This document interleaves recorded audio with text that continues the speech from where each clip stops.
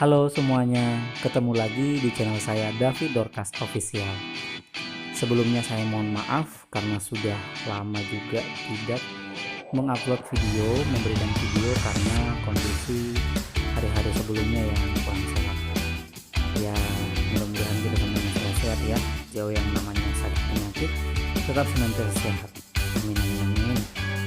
Nah, di video kali ini saya akan membahas masih materi biologi dengan topik klasifikasi makhluk hidup di kelas 7 ya, 7 atau 8 SMP lainnya. Ya, jadi topiknya itu adalah klasifikasi makhluk hidup atau taksonomi.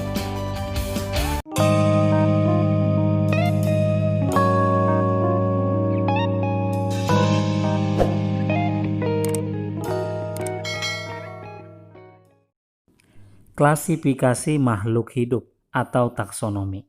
Taksonomi berasal dari bahasa Yunani, yaitu tasein, mengelompokkan, nomos, aturan. Jadi kalau kita lihat dari asal katanya, aturan yang digunakan untuk mengelompokkan makhluk hidup. Atau di buku lain dikatakan taksonomi adalah ilmu yang mempelajari tentang pengelompokan makhluk hidup. Sebenarnya apa sih tujuan dari klasifikasi makhluk hidup itu? Nah, ada banyak sebenarnya tujuannya ya. Nah, di video ini ada 4 poin tujuan dari klasifikasi makhluk hidup. Yang pertama itu untuk mengelompokkan makhluk hidup berdasarkan persamaan dan perbedaan ciri yang dimilikinya. Nah, di sini maksudnya kalau misalnya dia kategori sama-sama bisa melakukan proses fotosintesis, berarti dia masuk kategori tumbuhan atau autotrof.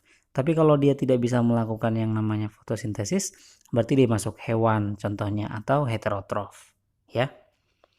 Yang kedua, mendeskripsikan atau menggambarkan ciri-ciri suatu jenis makhluk hidup.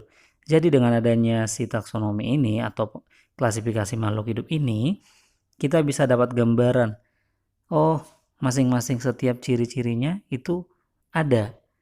Nah, ciri-ciri misalnya tumbuhan tadi, selain dia bisa berfotosintesis, ternyata dia punya akar, punya batang, punya daun, ya. Yang ketiga, untuk mengetahui hubungan kekerabatan antar makhluk hidup. Jadi dengan adanya taksonomi, kita bisa melihat dua individu yang berbeda tapi memiliki hubungan kekerabatan. Nah, ini bisa juga dikaitkan dengan genetis ya, hubungannya dengan gen atau faktor gen. Yang keempat, memberi nama makhluk hidup yang belum diketahui namanya. Nah, ketika sudah ada ilmu klasifikasi makhluk hidup, kita bisa mengetahui ternyata setiap individu itu punya nama masing-masing. Oke? Nah, berikutnya kita masuk ke sistem klasifikasi makhluk hidup. Nah, di sini ada 3 sistem dalam pengklasifikasian makhluk hidup. Ya, yang pertama itu buatan atau artifisial, yang kedua alami atau natural, yang ketiga filogenik. Nah, yang pertama itu adalah sistem klasifikasi secara buatan atau artifisial. Nah, ini lebih difokuskan kepada dasarnya ya. Dasarnya untuk yang buatan ini adalah lebih kepada yang namanya habitat. Habitat atau tempat dia hidup, atau penampakan makhluk hidupnya, bentuk dan ukurannya, bisa juga untuk alat reproduksi.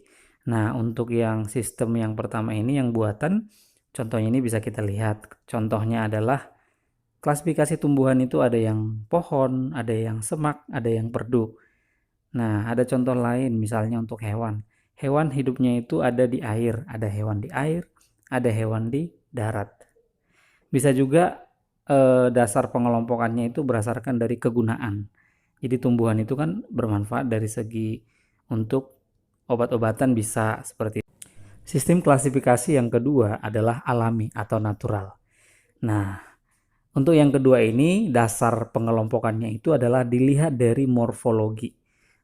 Morfologi atau struktur luar dari tubuh makhluk hidup itu sendiri. Contohnya, ada hewan yang berkaki 4, ada hewan yang bersirip, artinya yang memiliki sirip, ada hewan yang tidak berkaki. Untuk tumbuhan misalnya, ada tumbuhan yang daunnya menyirip, ada yang daunnya tidak menyirip atau daunnya seperti berbentuk pita. Nah, yang ketiga, sistem klasifikasi filogenik. Dasar pengelompokan untuk yang ketiga ini adalah garis evolusi atau sistem perkembangan genetik organisme sejak sel pertama hingga organismenya dewasa.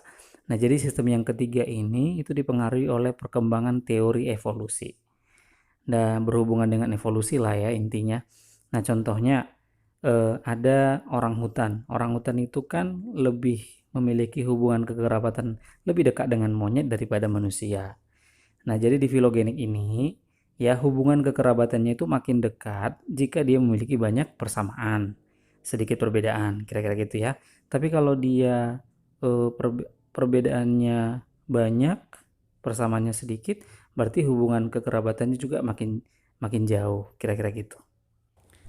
Oke, sekarang kita masuk ke latihan soal. Soal yang pertama, tujuan dari klasifikasi makhluk hidup adalah A. Mempermudah pengenalan makhluk hidup, B. Memilih makhluk hidup yang dapat dimakan, C. Menentukan asal-usul makhluk hidup, D. Memberikan nama pada setiap makhluk hidup. Ayo, kira-kira apa jawabannya? Gampang ya. Jadi tujuan yang paling tepat itu adalah yang A. Untuk mempermudah pengenalan makhluk hidup. Jadi jawabannya adalah A. Soal nomor 2, ini soalnya sangat mudah. Ilmu yang mempelajari klasifikasi makhluk hidup disebut A. Botani, B. Zoologi, C. Taksonomi, D. Genetika. Jawaban yang paling tepat adalah C. Taksonomi. Botani itu ilmu tentang tumbuhan, zoologi hewan, genetika itu adalah tentang gen atau pewarisan sifat keturunan. Jadi jawaban yang paling tepat adalah C. Soal nomor 3, semakin dekat hubungan kekerabatan makhluk hidup, maka akan semakin banyak titik-titik. A. Perbedaan sifat, B. Keragamannya, C. Persamaan sifat, D. Keunikannya. Nah, ini udah saya jelaskan tadi ya. Jadi kalau dia hubungan kekerabatannya semakin dekat, berarti semakin tinggi persamaannya kan? Iya, berarti jawabannya C. Persamaan sifat.